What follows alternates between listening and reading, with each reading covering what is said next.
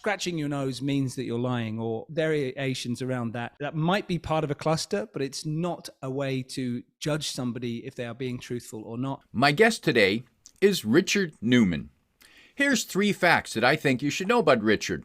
1, for 6 months, Richard lived in the foothills of the Himalayas in a Tibetan monastery with monks who didn't speak English. Richard was teaching them how to speak English. 2, Richard's team coached one client to win over, wait for it, $1 billion in new business within a year by winning 100% of their new business pitches. That's news. And 3, Richard lives near London, England, with his wife of 20 years and 2 sons. Richard Newman, welcome to Your Intended Message. Thanks, George. I appreciate it. And thanks for having me on Your Intended Message. Delighted to be talking with you today. And in particular, we like to explore the concept of body language, which gets there's a lot of myths about it, and there's a lot of people who pretend to be gurus and based on just a couple points. But I believe your interest in body language and messaging started from your time with the monks. Yeah, absolutely. So, I mean, actually, before I was even with the monks, I've been fascinated with this area of nonverbal communication. If I go all the way back to when I was 4 going on to 5 years old, what happened for me is that I moved school. I went from one area to the next as my parents moved house. And I found myself in a situation where I was trying to make friends with the kids at the school. And I was really struggling to connect with them, really struggling to communicate. I felt as though I was living in this kind of glass bubble, unable to connect with these people around me. And I didn't really understand why. And it took 4 decades for me to figure it out, which is that I always knew I was intensely shy. I learned through the years that I'm highly introverted, but it was only when I was 45 that I was diagnosed autistic. And so I had from a very early age a different way of seeing communication, a different way of seeing human behavior. So where neurotypical people will, interact a bit like a fish in water, they just sort of swim around and, do everything that needs to be done. I was as if I was on the outside looking in, observing what was happening between these other neurotypical kids, thinking, what am I missing? How do I use the on-ramp to get into this conversation, to interact and so on? And so through my childhood, I then started to really look at this and try to figure out, what can I do to improve my communication? And at the age of 16, I got this book on body language by Alan Pease, which is one of the sort of classic works back in the day, which started my fascination in the area. And I then went on to read over 200 books on communication around body language, tone of voice, stage presence, rhetoric, everything around communication. And in the midst of that, I found myself living with these monks. And the big challenge that I found, there I was in the foothills of the Himalayas. I'm just 18 years old at the time. And I was living with these monks who, when I arrived, I discovered didn't speak any English at all. They spoke Nepali, Tibetan, and Hindi. And I spoke a bit of French and a bit of German. And so none of our languages could be used to connect with each other. So we had to communicate non-verbally. There was no other way about it. And I learned from them something really powerful that I help people with these days in business, in their personal lives and so on, and for helping them pitch for $1 billion worth of work and everything in between, is that what I learned from them fundamentally is the power of congruency in how you communicate, in that your body language, your tone of voice and your words have to go in the same direction for you to really deliver your intended message. And if you find that they're going in different directions, then suddenly there's confusion that takes hold. So for example, when I was with the monks, if I was trying to teach them the word excited, like I was trying to teach them emotions and how to express them, if I was trying to teach them that, if I didn't look excited and I didn't sound excited, they had no idea what I was saying. I could be saying pineapple and they'd have no idea. But the same goes day to day when we're working with business clients. You'll often get, I work at conferences a lot. I'm often booked as a conference speaker. And normally before me, the CEO will walk on the stage, the CFO will walk on the stage, and then maybe they bring up the keynote speaker. So usually before me, there's a CFO talking about the numbers for the year.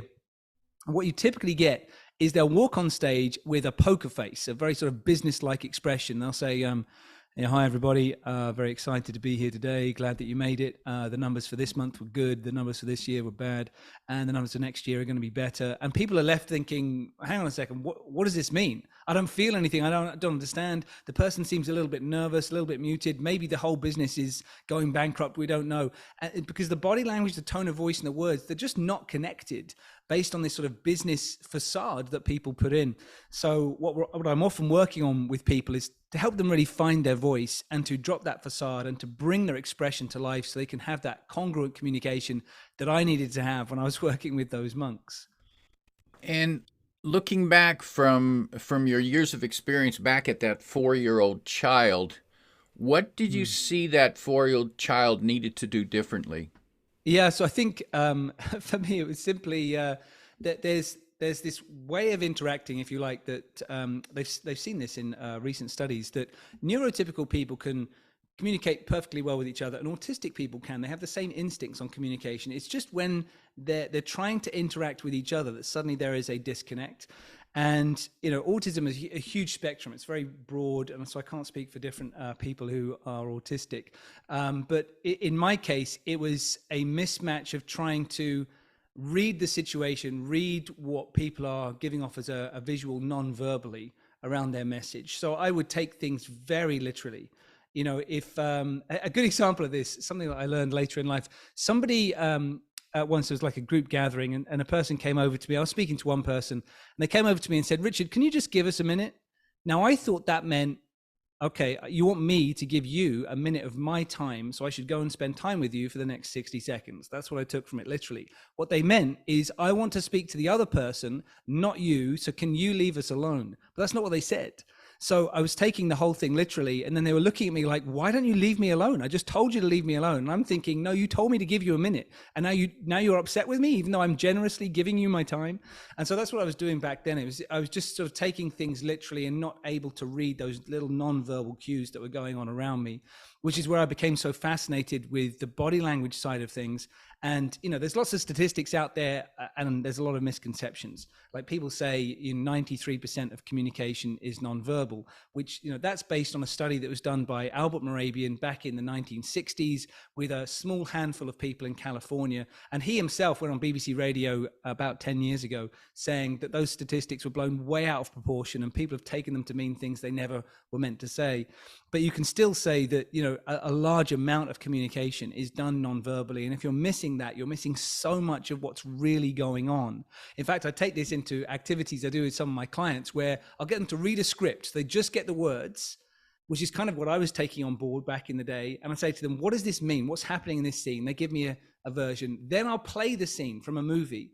And I'll say, "Okay, now you've got the words and the tone of voice. Tell me what's happening. What's giving you more, the tone of voice or the words?" And they always say, "The tone of voice is giving me way more than just the words were." And then I'll show them the clip, and I'll say, "Now you're getting the body language, the tone of voice, and the words. What's happening? Is it what you thought when you just read those words?" And they'll say, "No, it's nothing to do with what the words said. The words didn't help me at all. It's actually something completely different, and I can only see that based on the body language." To which I then say to people, "Okay, you've got an important message to deliver this week. If you want to deliver your intended message, are you going to send an email? Are you going to pick up the phone, or are you going to go and meet the person face to face?" And they say face to face every single time. But we know that actually what people do is they send important messages through like emails or text, and the vast majority of the message is lost. So that was the piece that was so valuable to me back then. It's just to understand there's so much going on beyond what a person is actually saying. So focusing in on the words is important because it's one ingredient, but it's not the entire picture. And so you've got to read the entire picture of the communication. And that's what I've been pursuing ever since. Now, I'm wondering and certainly we can put more content into words. We can use words to describe more. So do we use body language as an indicator of emotion, or an indicator of truth versus untruth?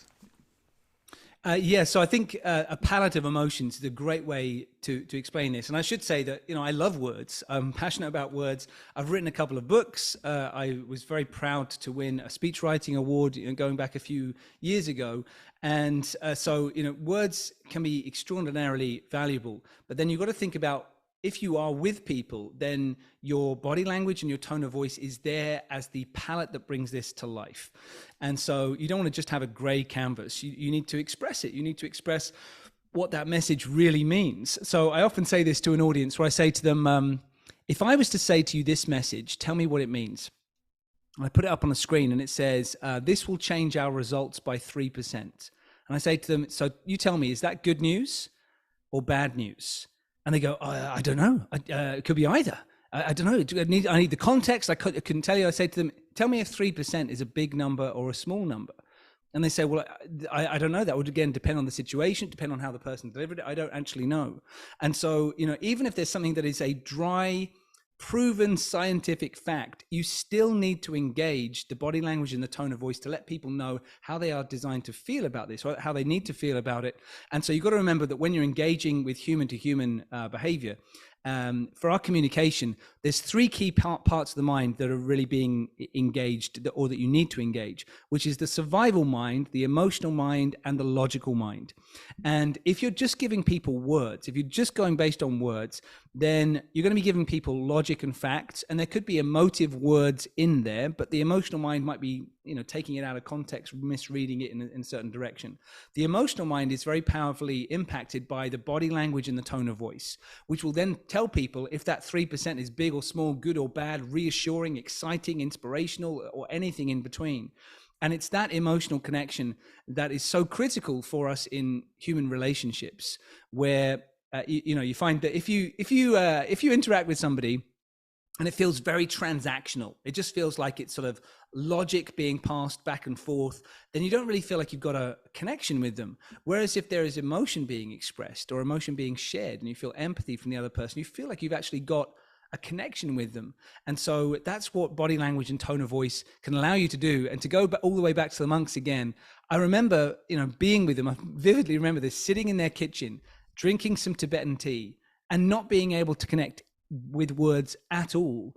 And suddenly thinking, how does this work? That I feel like I'm really connected with them and I have an understanding of who they are as people, even though they don't know my words and I don't know theirs. And flash forward to actually just like 4 years ago, I was at a retreat in Italy. And as part of this, they were doing like meditation and so on. And at one point they said, for the next 3 hours, you're not allowed to speak. And that includes having lunch with each other. And we're going to tell all the staff making the lunch, they can't speak to you either. And so some people looked horrified. And I thought, oh, thank goodness, this is going to be such a relief because I don't have to make small talk. Small talk's not my bag. And so I was able to sit there then. And we've been at this retreat for maybe 3 or 4 days at this point. And I sat there across the table from people, thankfully not needing to talk. And I just suddenly thought, I now finally see you. I can see who you are as people because the behavior is there representing who you are. I don't need the words. Words are useful for us. Of course, they have an incredible value for us. But I don't need them in order to get your essence. And I've often said this to people about, hiring someone. I've had the privilege of hiring dozens of people to work with me over the years. And it's interesting to me how every person who I've hired is exactly who I thought they would be in the first 30 seconds of meeting them. That as they walked into the room, I got a general sense of who they are as a person, how they hold themselves, what they may have done in order to prepare themselves for this interview, how they approach situations. You get a lot in that 30 seconds, which is often messages you're getting from your subconscious mind, some of which can be useful, some of which may work against you, depends on how strong your mindset is, but every person has always been who I thought they would be in that 30 seconds. And so it's critical that people get used to the idea of seeing beyond the words, hearing beyond the words, listening to people through the words, the tone, and the body language if you really want to connect. Richard, are you suggesting that you made these evaluations of people in the first 30 seconds and you found that generally to be true? So does that suggest that our body language can't lie? Well, I mean, your body language can lie, just to put that one forwards. Some people are very skilled at doing that. So if people are very thoroughly prepared and rehearsed at what they're doing, and they have little guilt or shame about using a lie, then they can absolutely come across highly convincing. So sometimes people say that the body the body doesn't lie or the body tells the truth and so on. And, providing the person isn't highly prepared and skilled at it, then you're going to get a lot of truth that's coming through. But there's a few different pieces to put around that. So firstly, I would say that, go back to the example of the CFO speaking at a conference. I've worked with many people, many leaders, to coach them to go on stage to speak, because a lot of people find it a terrifying experience. So just imagine that, though. You're watching your CFO walk on stage to do a speech, and they look terrified, and they say, "Trust me, the numbers are good." Now, what you see is, you think, this person's terrified. They must be lying to me, because the body language and words are going in different directions. Therefore, I need to start looking for another job. But actually, what you're seeing isn't related to the words. It's related to the situation. So it's always important to think, well, hang on a second. What am I seeing here? Can I get a package around this? And I think it was, I want to get her name right. I think it was Joellen Demetrius who was talking about this, in terms of, she was looking at jury selection. So she was always aiming to read people who would be useful in that context. And she was saying you need to look for a cluster of things around someone's body language to really understand what's going on for them, and then understand the context of that situation. Because some people will tell you that, for example, scratching your nose means that you're lying, or variations around that. And I can tell you that might be part of a cluster, but it's not a way to judge somebody if they are being truthful or not. I've had the great privilege of going and interviewing Paul Ekman, who's one of the greatest living scientists on the field of body language and the expression of human emotion. And he's the person who was behind the TV show Lie to Me, which was with Tim Roth, going back a few years, where they took his work basically, and they built it around his work there. Again, he would say the same thing. You've got to look at the context of a situation. So he was once working with security guards at an airport to see if he could, figure out who was a threat that was coming through. And so he was watching the monitor, and he noticed somebody who looked highly agitated. And so he said to the security guards, "You might want to interview this person." Now, it turned out that the person was highly agitated because they were getting on a flight at last minute, because their father had suddenly been taken ill and died. And they were just feeling highly agitated about going through the airport because of that reason. So you always have to put it around the context of that situation. As another fun one to look at, because sometimes people like to look at the fun side of this. If you're planning to tease somebody, so you're planning not to tell the truth because you just want to, be playful, the best way to do that is to be driving while you're doing it. And so I remember doing this with my wife. Is great fun. I've been with my wife now 20 years, as I think you mentioned at the beginning. I remember thinking about a situation where I could tease her. I thought, what I need to do, I'm going to pick her up from work in my car. And then when I'm driving, I need to negotiate various different junctions. That's what I'm going to say it to her, because she won't be able to read my body language, because my hands are on the wheel. My eyes are going back and forth from my mirrors and the cars outside. She won't be able to read it. And therefore, I'll be able to play along with this joke far longer than if I was just looking at her sitting face to face. And so we managed to play it out for a good couple of minutes before I finally revealed, no, I'm teasing you the whole time. So there's various ways through that in terms of, thinking about your body language. But overall, what I would say to people is to make sure that your body language is delivering the truth. You've got to make sure you get rid of any emotion that might be getting in the way of you delivering your intended message, so that you can then make sure your body language, your tone of voice and words do go in one direction, so that people get the truth from you, from the nonverbal and the verbal side of the communication. Richard, that's an interesting example about that you can lie when you're driving, and I've heard of people who like to conduct meetings while walking. Walking around the block, walking in a park, just because there's fresh air and there's movement. Now, in that situation, it's similar to being in the car, because you can't see the person. You're not looking at them. So is that an opportunity to lie? Well, I think there's pros and cons of this situation. So, I think a lot of people do this. I heard that Steve Jobs used to do this a lot with his team and with journalists as well. I've enjoyed doing it myself with my team, where I think that it is good to be able to walk side by side and be able to process ideas with each other. It's also a way of just relating, feeling like it's more of a social conversation. You're getting oxygen flow through the body, which helps you generate ideas. And there's also less pressure than if you're sitting across a desk from someone, where ideas can stagnate and you can maybe start to feel aggressive or defensive. So it really depends. If you want to have a conversation with someone that's important, but without putting pressure on them, then a side-by-side conversation, taking a walk, can be a great way to do that, because you're able to deliver the message. They can really hear your tone of voice. They can turn and look at you as you're saying things, but it doesn't feel like there's as much pressure as if they were sitting across a table from you. And in other situations like that, sometimes it's best not to sit across a table at all, sitting around the corner of a table, so it just feels more like we're having a discussion, we're working together, can be a much better way to do things. So there's a sense of collaboration. So I think walks can be useful at certain moments. And that's interesting. And yes, sitting across a table from someone is probably not a good idea if there's if it's a critical topic where there's going to be conflict, because you look like I'm ready to fight. Yeah, you can't say that to me. I'll show you. Yeah. It can bring up that sense. And so this is something that I learned back from very early days, where when I was starting up my business, I had no idea what I was doing. I didn't have a degree. I didn't go to business school and so on. And I just had this idea, this passion for helping people find their voice. And to do that, I had to start going to networking events. I didn't know how to go to a networking event. I didn't even know what they were. I didn't know what the word meant. And so I started going to them. And then I noticed very quickly that if I walked up and I stood face to face with somebody, and I was thinking, well, I'm doing the right thing by giving them my full attention, the person would very quickly start to feel a bit awkward, like I'd almost trapped them in this conversation. There was no way for them to escape.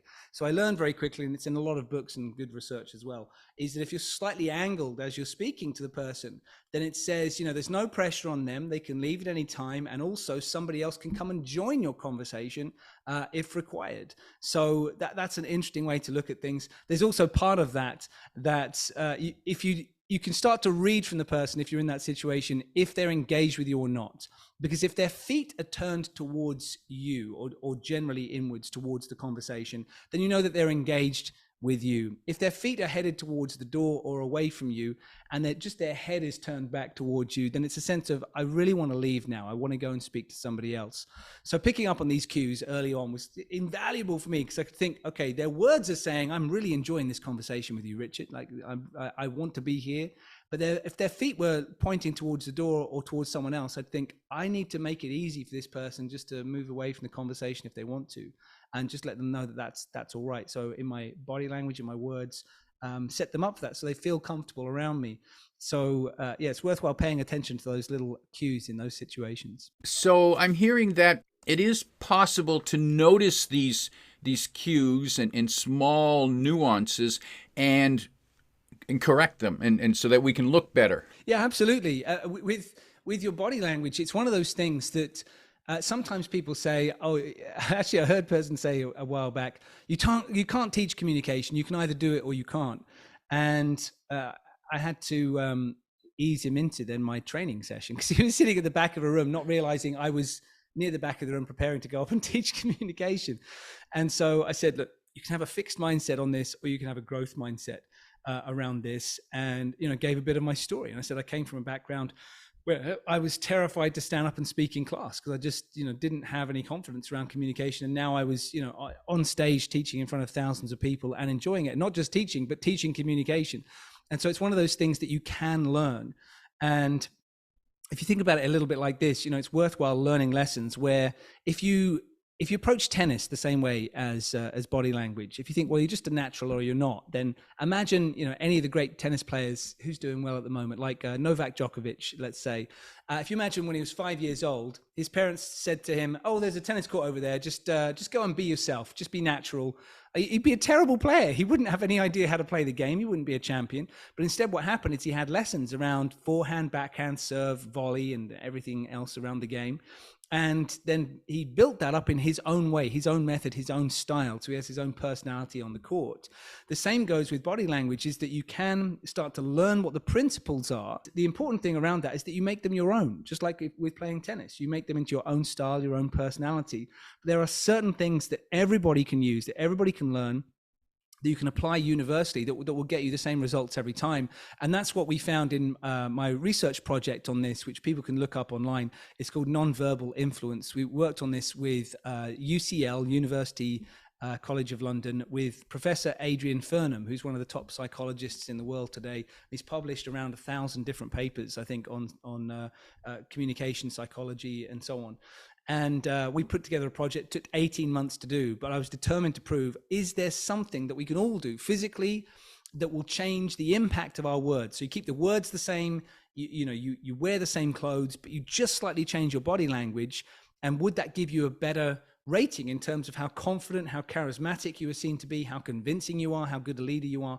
Is there anything that's in there that's universal? And what we proved through our study is that it didn't matter what your skin color was, it didn't matter what your gender was, and it didn't matter where we tested this in the world. We tested around Europe, Asia, and the Americas, that there were certain traits that you could use, that if you used them, suddenly, that one of the biggest increases we got was that if you changed, I think it was 2 or 3 aspects of your communication, that you could then increase the number of people who would vote for you in an election by nearly 58%, just based on changing a couple of pieces. You can increase the number of people who think you're a good leader by 44%, just by changing a couple of small pieces that everybody can use, everyone can learn. One of the people involved in our study that we did this had never come across any of these techniques before.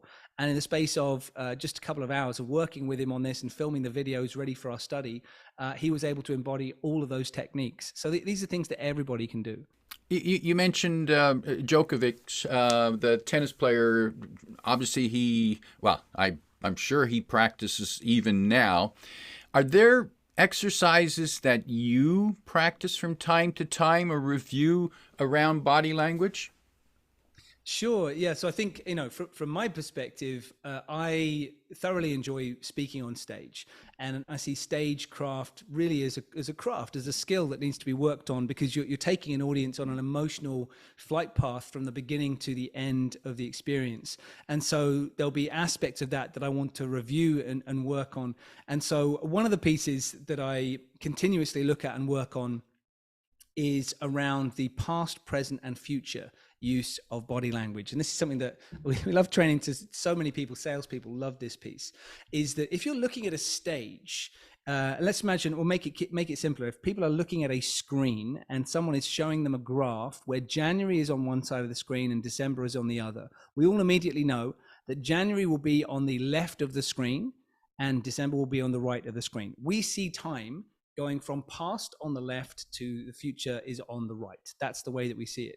And so I use that in my stagecraft, practicing as I tell a story, where do I need to be on the stage in order to make sure that the visual journey I'm creating as the storyteller is going in the right direction. So I can start off by talking about the past of something and then skip forward in time to the future. And then I can come back and talk about something that's in the past, then come back to present day. And so I can use the stage around these pieces. So whenever I create a new story, a new activity I'm doing, I'm thinking about, well, where on the stage do I need to be in order to deliver this part, in order to make it work for the audience? So, I love that part of it. I also love thinking about, what is the feeling I need to deliver by the end of this story? And therefore, what part of my body language or tone can I engage? What sort of gesture? Do I need to be coming in with a very strong palms down gesture partway through to really land a serious point?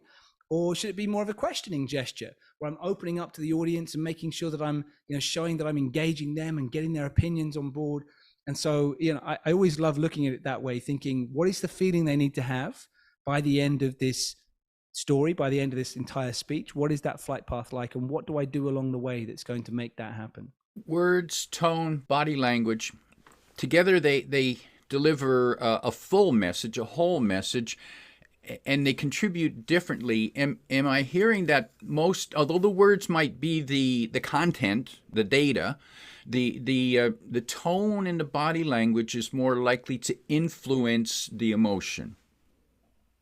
That's exactly what I would say. If people are watching somebody deliver a message, then that's absolutely going to be the case. From my experience of working with people, and put it into context, I've trained 120,000 people around the world, and I'm continuously asking them this question and looking into the research behind it.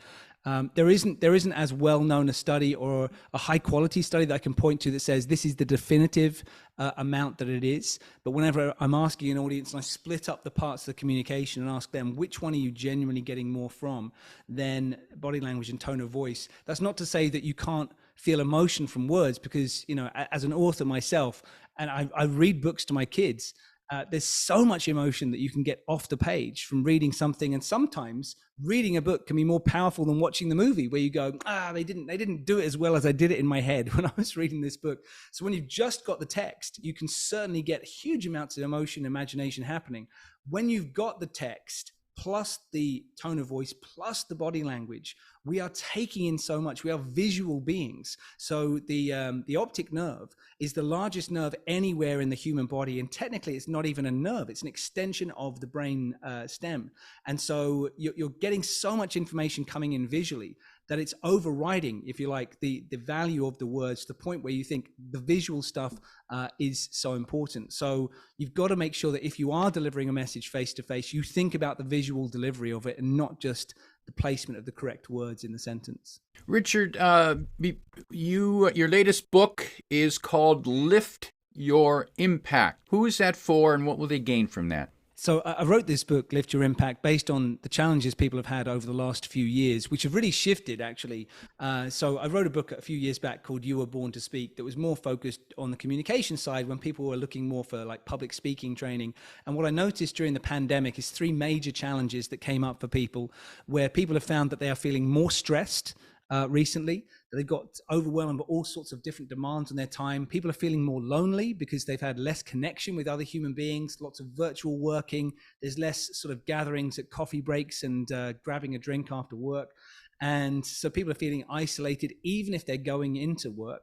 And thirdly, people feeling a lack of meaning, a lack of purpose in the work that they're doing. And so I wrote the book to give people three things, which is a really powerful mindset, so you can be a rock in the storm whenever you need to be, no matter what pressures are going on around you. Secondly, to have deeper connection with people, be that through working on your body language, tone of voice, storytelling skills, questioning skills, listening skills, all of those pieces.